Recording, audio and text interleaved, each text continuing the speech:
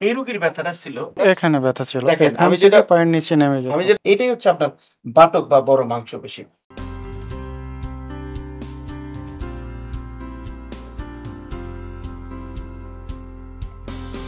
আসসালামু আলাইকুম। দর্শক আশা করি সবাই ভালো আছেন। এসপিসি ম্যানুপুলেশন থেরাপির পক্ষ থেকে শুভেচ্ছা ও অভিনন্দন।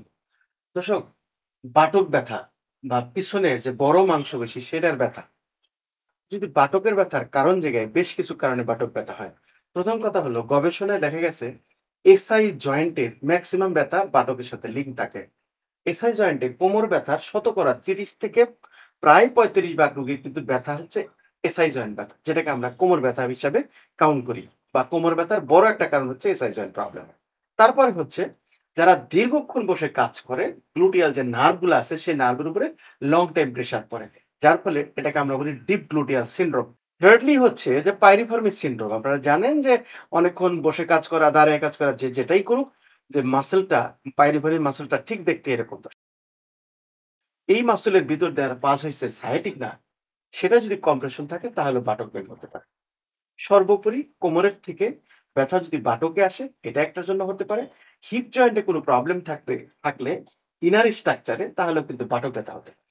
এই হলো দর্শক ব্যথার মেইনলি কারণ।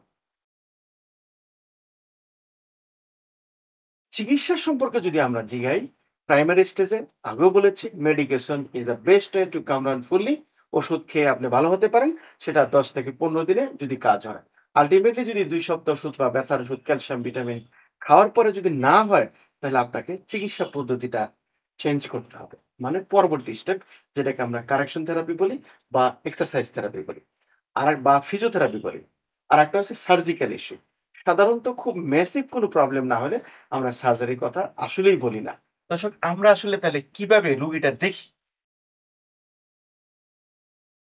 এই রুগীর ব্যথাটা ছিল, একটু দেখাবেন কোথায় ব্যথা ছিল আপনার? এখানে ব্যথা ছিল। দেখেন এখান থেকে পায়ের নিচে নেমে যেত। আমি যেটা বলতাম সেটাই।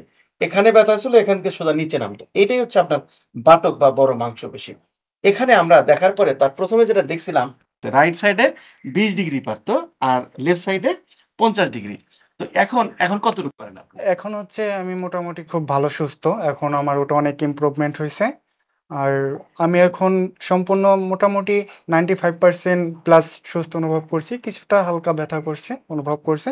বাট হ্যাঁ, সম্পূর্ণ সুস্থ আছি। এমনি যদি বলি আপনার কি প্রবলেম ছিল বা কোন কাজ করতে অসুবিধা হতো যদি বলতেন? আমার হচ্ছে যখন নাকি আমি বসতাম, যখন কোনো চেয়ারে বা যেখানেই বসতাম, দীর্ঘক্ষণ বসে থাকার পর যখন নাকি আমি উঠতাম ওখান থেকে, তখন আমার এখান থেকে একটা ব্যথা বা সিগন্যাল একবারে পা পর্যন্ত চলে যেত, অনেক তীব্র ব্যথা হতো। কিন্তু কিছুক্ষণ পর দেখা গেছে সেটা কমতো, কিন্তু দীর্ঘক্ষণ বসে থাকতে পারতাম না, ব্যথা হতো এবং হাঁটতে চলতে ব্যথা হতো। আমি আগেও এই সমস্যার জন্য যে আমাদের নিকটস্থ সেখানে গিয়েছিলাম। সেখানে চিকিৎসার পরে হ্যাঁ, ওষুধগুলো খাওয়ার পর আমার কিছুটা কমেছিল, কিন্তু ওটা কিছুদিন পর আবার বেড়ে যায়। তখন আমি দেখি ইউটিউবে ভিডিওগুলো দেখার পর আমি এখানে আসি, ওনাদের সাথে যোগাযোগ করি এবং এখানে আজ 10 দিন ম্যানুয়াল থেরাপি নেওয়ার পর এখন আমি খুব সুস্থ। এখানে আসার পর ওনাদের যে চিকিৎসা পদ্ধতি সেটা হচ্ছে ওনারা হাতের মাধ্যমে সম্পূর্ণ ম্যানুয়াল থেরাপি এবং এক্সারসাইজ করানোর মাধ্যমে এই সমস্যাগুলো সলভ করেছে। তো এখন আমি সম্পূর্ণ সুস্থ অনুভব করছি।